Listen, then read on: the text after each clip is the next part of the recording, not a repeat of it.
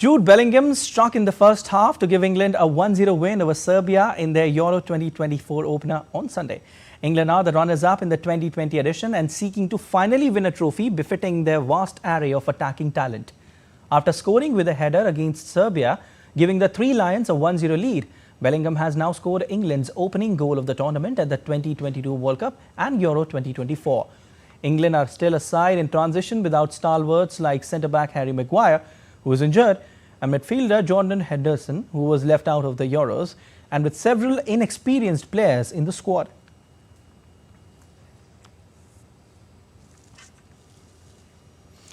And DD India correspondent Ollie Barrett has more on England's win from London. England manager Gareth Southgate acknowledging that this was not a perfect performance by any means, but also very much welcoming the win in the first game in the tournament, which makes qualification for England for the next stages looking much more likely now than heading into that first fixture, not least because of the draw between the other two members of the group. So England will go into their next game against Denmark on Thursday in a confident mood.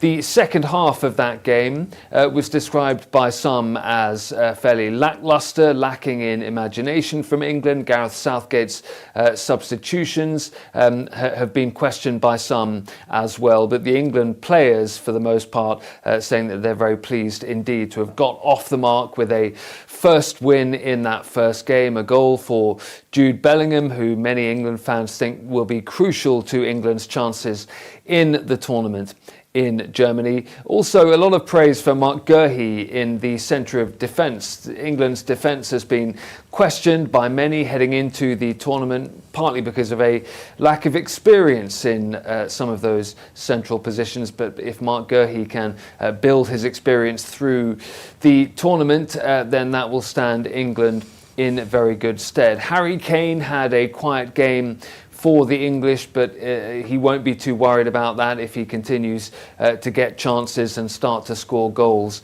later in the tournament. So England will be very pleased with a clean sheet. They'll be very pleased with a first win, but they also know that there's a lot to build on in terms of the performance as they head further on in the tournament and attempt to head deep into the tournament. Harry Kane insisting that this is a team that can go on and bring the trophy home.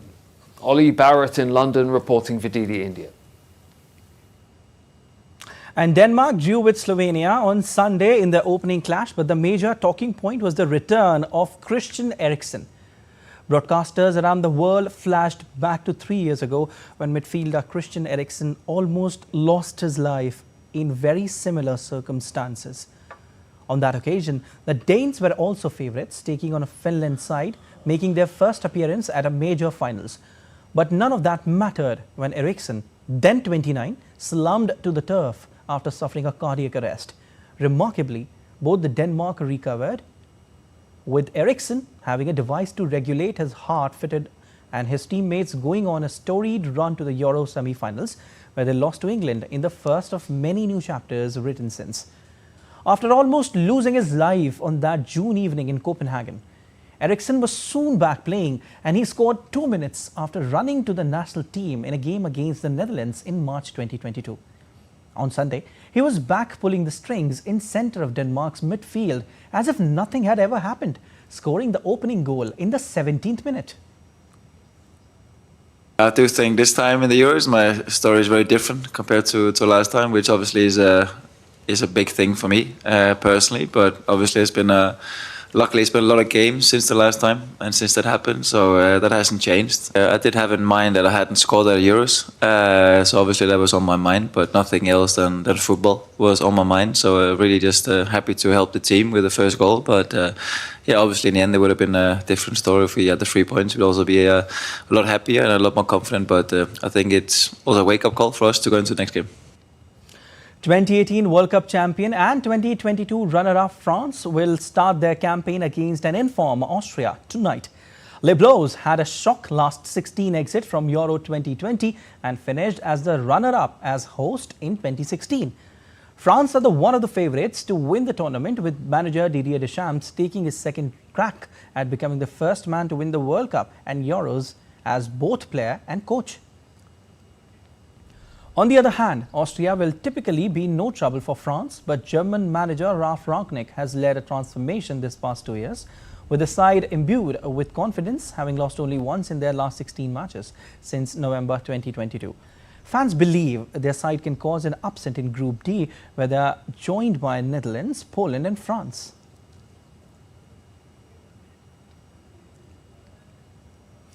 All right, and to give more information on this, we've been joined by DD India correspondent Trent Murray from Berlin. Trent, how are you doing? What a delight to all the football fans out there, certainly. Exactly the way they wanted this tournament to start, with hosts Germany clinching victory, England defeating Serbia, Spain getting better of Croatia. What's your assessment? Oh, look, that's right. I mean, there is an absolute buzz in this country right now, I can tell you, with all the fanfare and the fun and excitement of this tournament. As you say, getting off to a very, very solid start, particularly for the German hosts. I think they enjoyed that Friday night 5-1 win against Scotland. And then, of course, throughout the weekend, we saw some other big matches, including Switzerland's 3-1 win over Hungary, and then the England scoring that, edging out a victory over Serbia 1-0. I think they'll take the win, as Ollie Barrett was saying in his report. It was hard fought for it. I think they'll be looking to do better in other coming matches. But I mean, more broadly, this is just a huge moment, not just for European football, but I think for Germany as hosts as well. We know 24 of Europe's top teams are here in this competition, playing across 10 different cities across Germany, and we know that this does represent a really big moment for the country as it welcomes football fans. In fact, 2.5 million visitors are expected to come here for this competition. Still very early on.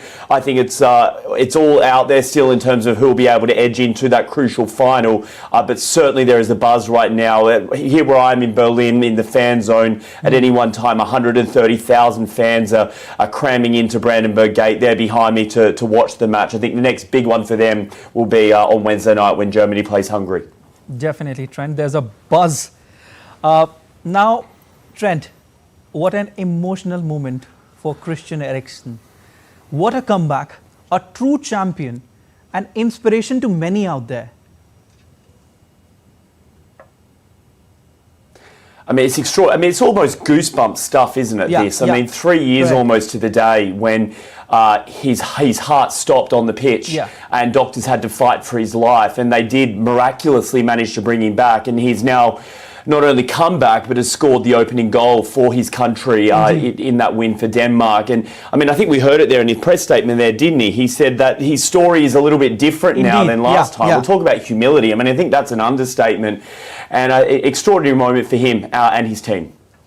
Definitely, Trent. God's plan, certainly. Now, France will take on Austria in their opening Euro 2024 Group D clash in Dusseldorf. Trent, how do you see this clash? Very important, very exciting. I'm sure fans must be equally excited as well for this one. Yeah, look, I've got to tell you, I'm actually very excited about this match because on paper, this should be a shoo-in for France. They are the stronger team. They've got the bigger names. They certainly would expect to win. But the Austrians are feeling quite confident. I mean, if we look at the stats, we do know that Austria has only won one of its last 10 matches against France. Of course, France being a World Cup champion in 2018. But they are on a bit of a winning spell. Over the past 19 months, they've managed to win. They've only been defeated once, over their past 16 matches. So it does feel like the Austrians have got the wind in their sails a little bit with all of this. Now, we just have to temper it. Of course, France is one of the real titans of European football. They are not easy to beat, but Austria certainly feels like they are going into this match tonight with a bit of confidence, and they are saying that all they just need to do is to be courageous and be convinced of their own strength. That's what the coach is saying. He's saying if they can get there, they could really cause a big upset early in this tournament against Les Bleus. All right, thanks for this information. Thanks for your assessment, Trent.